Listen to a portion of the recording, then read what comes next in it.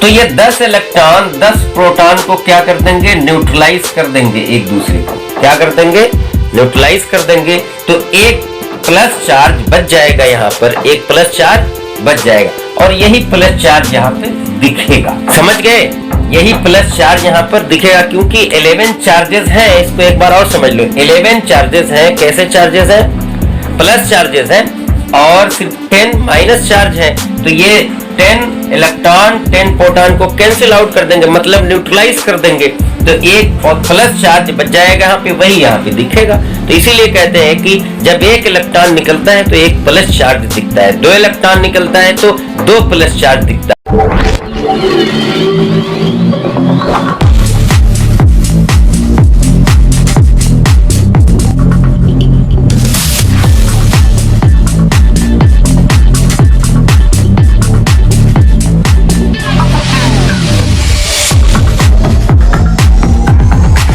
Structure of atom में आपका last portion थोड़ा सा बचता है, आज हम उसको डिस्कस करेंगे और उसको हम फिनिश कर देंगे। देखिए आपका बचता है atomic number, isotopes, isobars, isotones वगैरह इस तरह की चीजें, एटॉमिक मास, एटॉमिक वेट और एवरेज एटॉमिक मास। तो सबसे पहले हम एटॉमिक नंबर की बात करते हैं। एटॉमिक नंबर की डिस्कवरी से एक कहानी जुड़ी हुई है। बेसिकली एक साइंटिस्ट थे हेनरी मोज़ले। हेनरी मोज़ले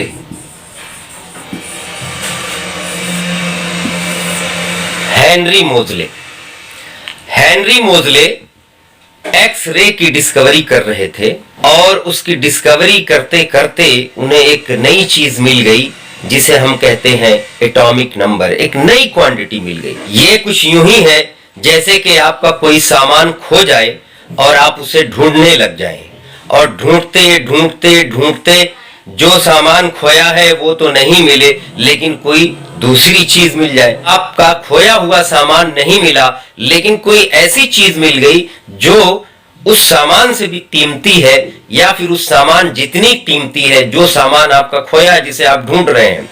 तो जैसे कि आपकी मान लीजिए कोई पेन खो जाए, सपोज दैट की पेन खो जाए, आप उसको ढूंढ रहे हैं तो कोई दूसरा सामान मिल जाए। तो हेनरी मोज़ले की कहानी, एटॉमिक नंबर की स्टोरी, एक्सरे की डिस्कवरी कुछ इसी तरह की है। तो एटॉमिक नंबर एक नई क्वांटिटी, एक नई फिजिकल क्वांटिटी, एक नया टर्म मिला दुनिया को, साइंस की दुनिया को, जिसे हम एटॉमिक नंबर कहते हैं। तो एटॉमिक नंबर बेसिकली होता क्या है, हिस्टोरिकल बैकग्राउंड में जाने से अच्छा है कि अभी जो आपका सिलेबस है उसी पर हम कंसंट्रेट करते हैं। तो आपका सिलेबस ये है कि व्हाट इज एटॉमिक नंबर। थोड़ी सी हिस्ट्री मैंने बता दी क्योंकि आपका जानना ये जरूरी है। तो एटॉमिक नंबर क्या होता है? Atomic number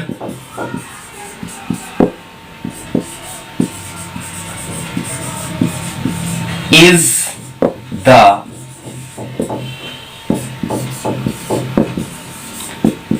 number of electron is equal to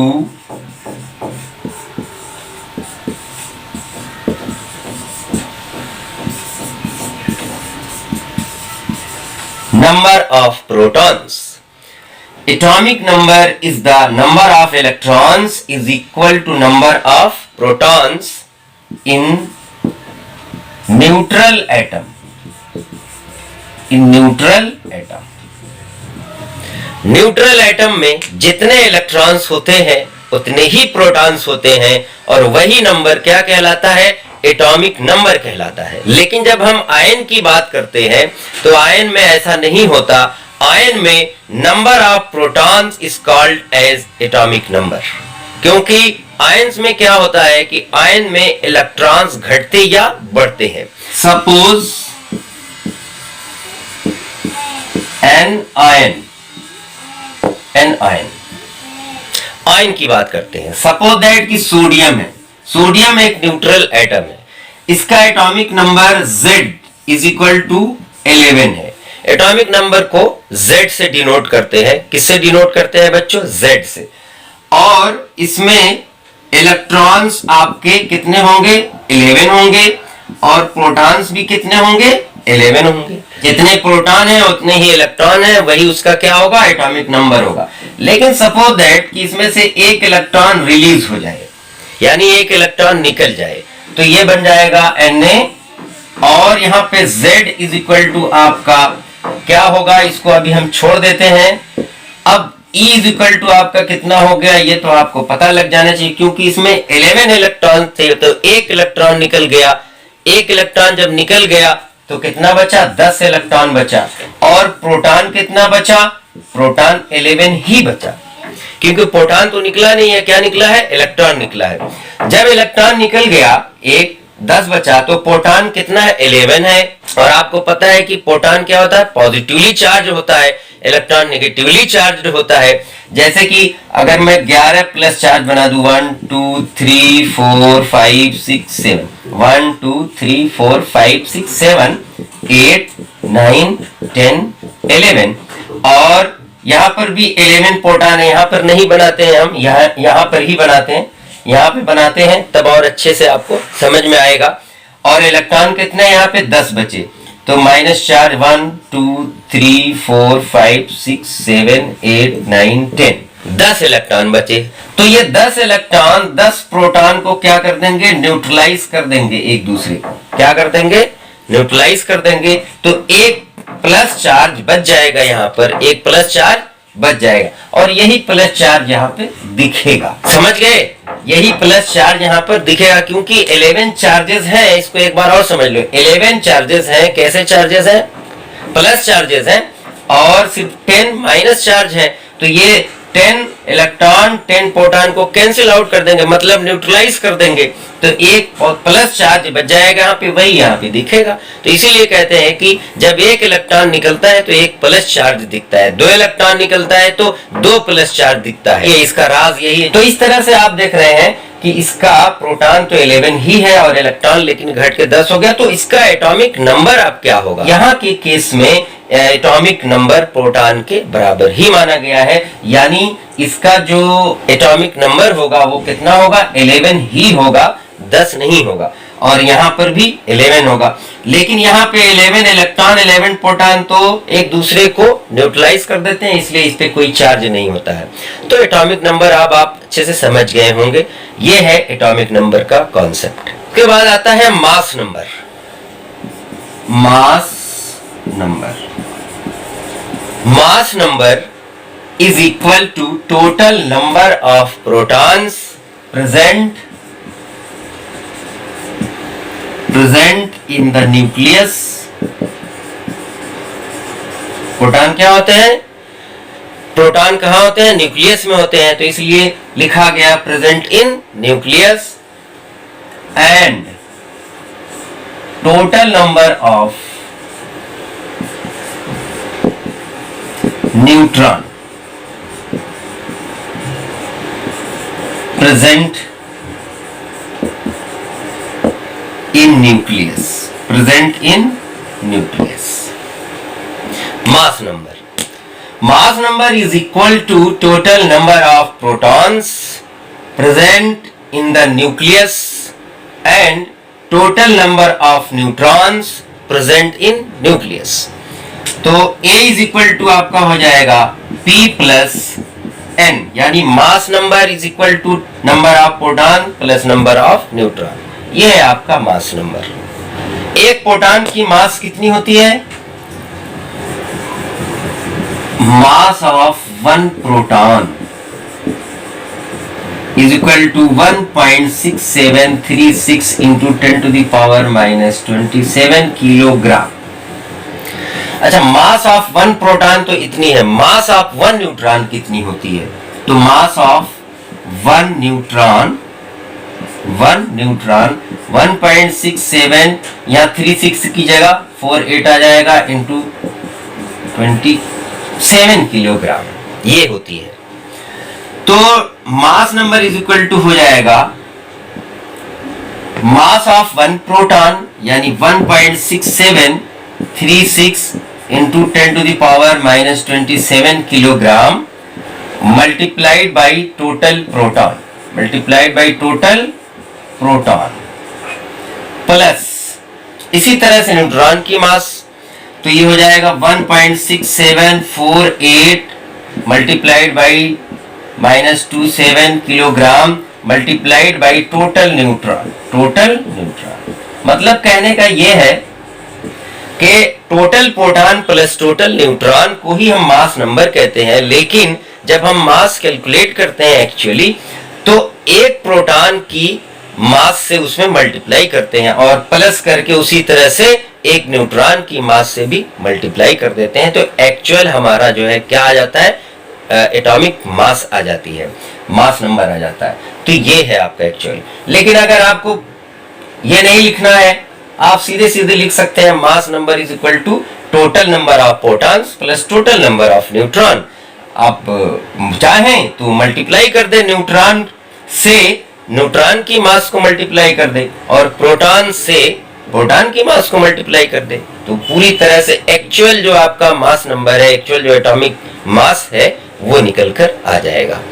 anyway, तो ये है आपका मास नंबर। न्यूमेरिकल पूछा जाएगा कि एक एलिमेंट है, सपोज कि एक एलिमेंट है जिसमें x है, एलिमेंट को हम x मान ले, जिसका यहां पर मास नंबर नहीं दिया है और इसका जो एटॉमिक नंबर है, एटॉमिक नंबर यहाँ पे 13 दिया हुआ है, एटॉमिक नंबर 13 दिया है और मास नंबर नहीं दिया है और नंबर ऑफ न्यूट्रॉन दिया हुआ है, इसमें नंबर ऑफ न्यूट्रॉन भी 13 ही दिया है मान लीजिए, या 14 दिया है।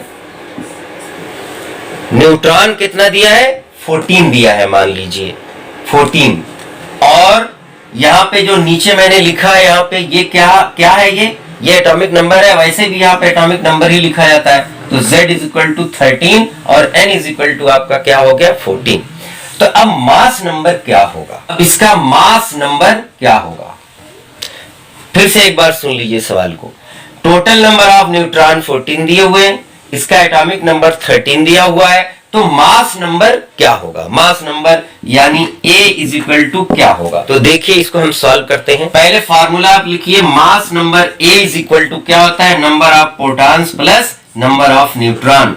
तो ये आप लिख सकते हैं A is equal to, proton की जगह ये लिख सकते हैं, क्योंकि अभी आपने लिखा है E is equal to P is equal to Z, यानी number of electron is equal to number of protons equal to atomic number for neutral atom. ये न्यूट्रल एटम ही दिया हुआ है, क्योंकि इसमें ये नहीं कह रहा कि इस पे कोई चार्ज भी लगा है, प्लस या माइनस चार्ज, तो ये न्यूट्रल ही है। तो न्यूट्रल के लिए क्या होगा, जितना इलेक्ट्रॉन होगा उतना ही प्रोटॉन होगा और उतना ही उसका एटॉमिक नंबर होगा। तो यहाँ पे प्रोटॉन की जगह हम क्या लिख सकते हैं, 13 लिख सकते हैं, यानी 13 प्रोटॉन है भाई, उसका एटॉमिक नंबर है, और प्लस ये N दिया हुआ है, N दिया हुआ है तो N की वैल्यू यहाँ पे पुटअप कर लीजिए, तो ये हो जाएगा 14।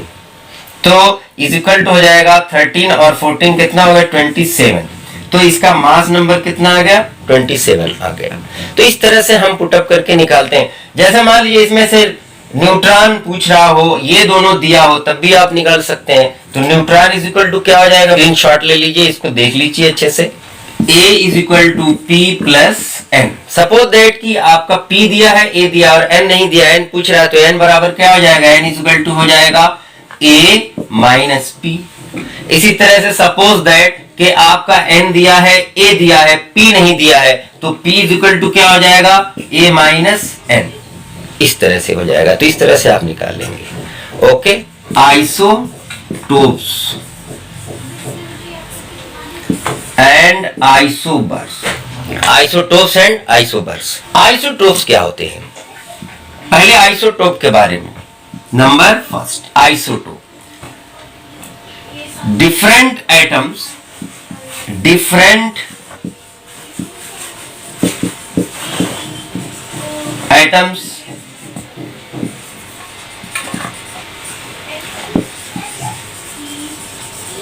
Of same element. Different atoms of same element, यानी एलिमेंट कोई एक ही होगा, उसके कई एटम्स होंगे। तो different atoms of same element having atomic number same but mass number different, but mass number different are called isotopes. Different atoms of same elements having atomic number same but mass number different are called isotopes.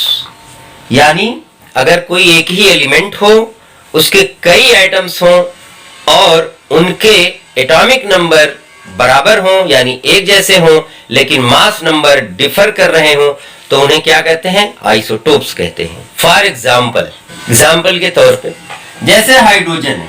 Hydrogen एक element है और इसके 3 atoms हैं, 1H1, 1H2, 1H3. आपको ये बार बार बता रहा हूं, एक बार और बता रहा हूं कि एटॉमिक नंबर हमेशा यहां नीचे लिखा जाएगा और मास नंबर ऊपर लिखा जाएगा. तो देखिए पहले का नाम है प्रोटियम 1H1 यानी इसका एटॉमिक नंबर 1 और mass number 1. Deuterium 1H2 mass number 2 लेकिन एटॉमिक नंबर 1 ही है, पहले का भी 1 और इसका भी 1. इसी तरह से तीसरा है आपका ट्राइटियम का मास नंबर 3 और एटॉमिक नंबर 1. तो आप देख रहे हैं कि तीनों का एटॉमिक नंबर 111 आ रहा है और मास नंबर डिफरेंट हो रहा है. तो ये एक दूसरे के क्या हुए? आइसोटोप हुए. ये एक दूसरे के आइसोटोप्स हैं. ये क्या हुए? आइसोटोप हुए. तो हाइड्रोजन के 3 isotopes, protium, deuterium and tritium, ये 3 आइसोटोप्स होते हैं. इसी तरह से बहुत सारे आइसोटोप्स हो सकते हैं और हर जगह आप पहचान सकते हैं कि जहां पर उनके एटॉमिक नंबर सेम होंगे और मास नंबर डिफरेंट होंगे. इसी तरह से आता है आइसोबर्स. आइसोबर्स के लिए लिखिए डिफरेंट एलिमेंट्स. इसमें डिफरेंट एटम्स नहीं आएंगे, याद रखिएगा, इसमें एलिमेंट ही डिफरेंट होंगे. Different elements having atomic number different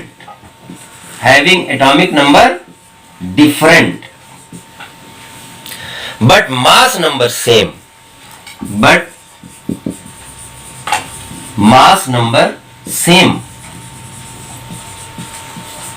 are called isobars.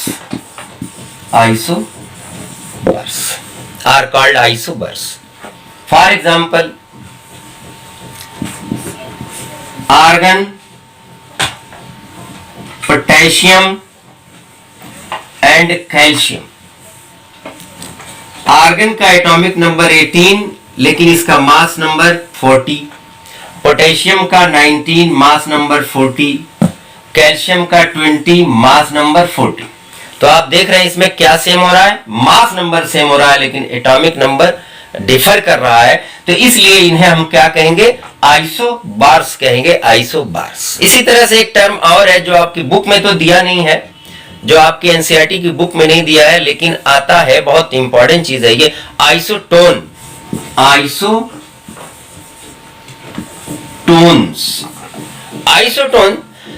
Isotones में न्यूट्रॉन की संख्या सेम होती है, न्यूट्रॉन के नंबर सेम होते हैं.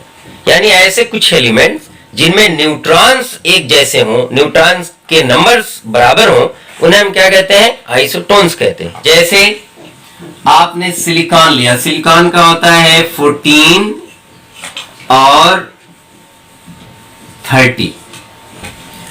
और इसी तरह से आपने फास्फोरस लिया, फास्फोरस का होता है 15 और यहां 31. क्या ये लिख रहा हूं मैं? ये आपका एटॉमिक नंबर है, नीचे एटॉमिक नंबर लिखा है, ऊपर मास नंबर लिखा है सिलिकॉन का. इसी तरह से फास्फोरस का ये क्या लिखा? 15 क्या है? एटॉमिक नंबर है और 31 क्या है? मास नंबर है. अब इसमें न्यूट्रॉन्स निकल जाएंगे, आसानी से निकल जाएंगे. Mass number is equal to होता है प्रोटॉन प्लस न्यूट्रॉन. तो न्यूट्रॉन इज इक्वल टू हो जाएगा मास नंबर माइनस प्रोटॉन या एटॉमिक नंबर, प्रोटॉन या एटॉमिक नंबर. तो एक ही चीज होती है, इज इक्वल टू हो जाएगा. पहले हम सिलिकॉन में देखते हैं. तो सिलिकॉन का हो जाएगा मास नंबर कितना है 30 दिया हुआ है, माइनस प्रोटॉन कितना है 14, प्रोटॉन का हो या एटॉमिक नंबर का हो 14, तो इज इक्वल टू हो जाएगा 16। इसी तरह से फास्फोरस में निकाल लो तो is equal to N is equal to हो जाएगा A minus P is equal to यहाँ पे 31 माइनस 15, तो इसका भी कितना होगा 16। तो दोनों में आप देख रहे हो कि न्यूट्रॉन्स सेम आ रहे हैं, इसलिए इन्हें हम क्या कहेंगे, आइसोटोन्स कहेंगे। इसके बाद है आपका एवरेज एटॉमिक मास और atomic weight. Average atomic mass और atomic weight. Atomic weight, atomic mass, physics में जब आप पढ़ते हैं, जब कहते हैं कि मास क्या चीज है, तो मास जो है आपका टोटल अमाउंट हो जाती है सब्सटेंस की। लेकिन अगर पूछा जाता है फिजिक्स में ही वेट क्या है, फिजिक्स में ही अगर ये पूछा जाए कि वेट क्या है, तब आप कहते हैं कि total amount of substance plus gravitational force, यही तो बताते हैं। लेकिन केमिस्ट्री में जरा सा अलग हो जाता है। अगर केमिस्ट्री में कहा जाता है एटॉमिक मास, तो वो एटम की मास, यानी जो भी एटॉमिक मास होती किसी एटम की, जो कार्बन 1/12 से कैलकुलेट की गई हो, यानी रिलेटिव मास, वही उसकी एटॉमिक मास कहलाती है किसी एक एटम की। लेकिन जब किसी एलिमेंट के कई एटम्स होते हैं, यानी किस केस में, अभी जो पढ़ा रहा था आपको आइसोटोप्स के केस में, अगर एलिमेंट आइसोटोपिक हो, यानी उस एलिमेंट के कई एटम्स हो, तो उनकी मास को कैलकुलेट करना जरा सा फिर मुश्किल बात हो जाती है। जैसे अगर मैं कहूं क्लोरीन एक है आपका 1735 और एक है क्लोरीन 1737, क्लोरीन 35 और क्लोरीन 37। अब यहां पे क्लोरीन के दो आइसोटोप्स हो गए, ये क्लोरीन मैंने लिखा और यूं, यानी कहने का मतलब ये है कि क्लोरीन के दो आइसोटोप्स हैं, एक है क्लोरीन 35 और दूसरा है क्लोरीन 37। इसकी एटॉमिक मास क्या होगी क्लोरीन की, आप खुद बताइए क्या होगी एटॉमिक मास। यहाँ पे क्लियर नहीं हो रही है बात, क्योंकि इसके दो आइसोटोप हैं, एक का 35 एक का 37। तो ऐसे केस में हम क्या करते हैं, एवरेज एटॉमिक मास निकालते हैं। एवरेज एटॉमिक मास जब निकालते हैं तब जाकर के पता लगता है उसकी एटॉमिक मास क्या है। इसी एवरेज एटॉमिक मास को एटॉमिक वेट कहा गया है। क्या कहा गया है, एटॉमिक वेट कहा गया केमिस्ट्री की लैंग्वेज में। जब हम किसी आइसोटोपिक एलिमेंट का एवरेज एटॉमिक मास निकालते हैं तो वही होता है आपका एटॉमिक वेट, जो कि फिजिक्स से जरा सा डिफरेंट है। तो चलिए इसका हम एटॉमिक वेट निकालते हैं या एवरेज एटॉमिक मास निकालते हैं। एवरेज एटॉमिक मास क्या होती है, उसको कैसे निकालते हैं, लिखिए कि एवरेज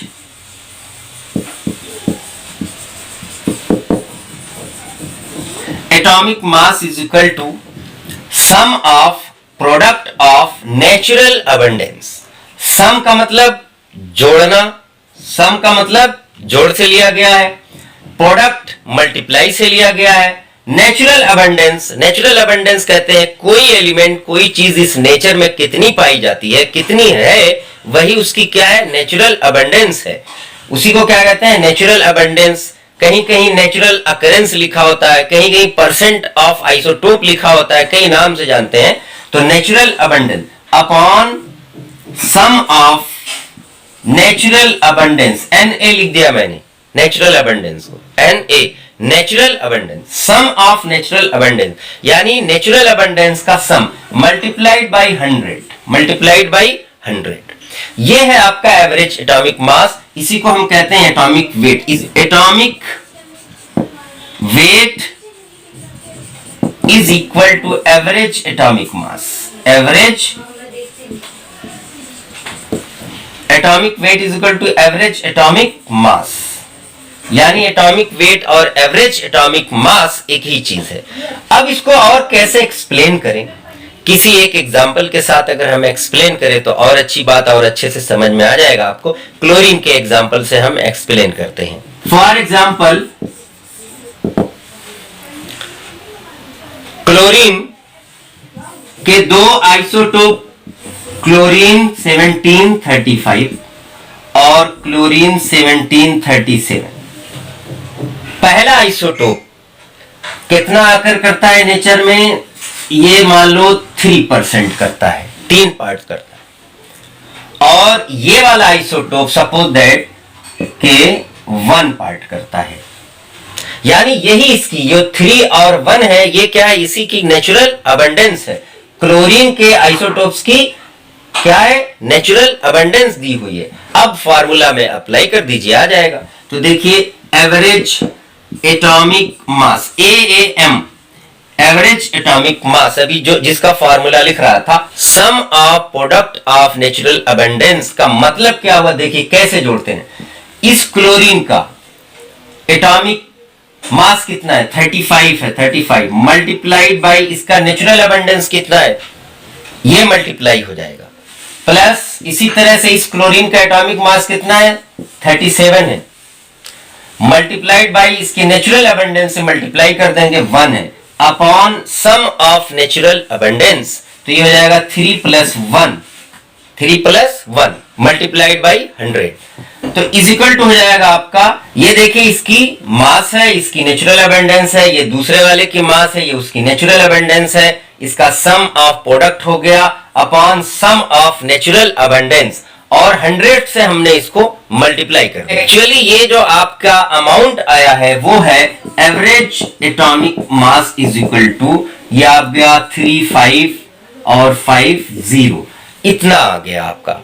अब इसको हम 100 से डिवाइड कर देंगे, जब 100 से डिवाइड कर देंगे तो 35.5 इसका आ जाएगा ग्राम, यानी क्लोरीन का जो एवरेज एटॉमिक मास है ये 35.5 होगा, यानी यही इसका क्या होगा, एक्चुअल एटॉमिक मास होगा। तो आपने देखा है नेचुरल अबंडेंस जब दी होती है तो कब दी होती है, जब बहुत सारे उसके आइसोटोप्स होते हैं तो दी होती है, और जब दी होती है तो हम इस तरह से कैलकुलेट करते हैं फॉर्मूले में रख के, और फिर हम एवरेज एटॉमिक मास निकालते हैं और उसी को हम एटॉमिक वेट कहते हैं। एवरेज एटॉमिक मास बेसिकली अभी जो हमने कैलकुलेट की है, आपने फार्मूला देख लिया होगा, फार्मूला समझ लिया होगा, इसको जो पुटअप किया ये भी समझ लिया होगा, लेकिन आप आगे जब 11th क्लास में जाएंगे या हो सकता है 9th में भी कई ऐसे क्वेश्चंस आपके सामने आए, चाहे वो एनसीईआरटी एक्सरसाइज के हों या कहीं और से आए हों, जिनमें एवरेज एटॉमिक मास कैलकुलेट करने में आपको परेशानी हो सकती है, दिक्कत हो सकती है।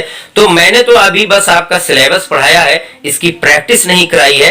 तो एवरेज एटॉमिक मास पर और भी हम अलग से एक वीडियो में डिस्कस करेंगे, एक अलग से मैं वीडियो बनाऊंगा, उसका टॉपिक ही रखूंगा एवरेज एटॉमिक मास और एटॉमिक वेट, तो उसको डिटेल में खूब अच्छे से एक्सप्लेन करके और भी अच्छे से बताएंगे, कुछ न्यूमेरिकल्स भी सॉल्व करवाएंगे साथ साथ, बल्कि कई तरह के न्यूमेरिकल, कई टाइप्स के न्यूमेरिकल उस पे जब आप सॉल्व करेंगे एवरेज एटॉमिक मास पर, तो आपको और भी अच्छा आइडिया हो जाएगा। तब तक के लिए आप अख्तर सर को दीजिए इजाजत। Okay, bye.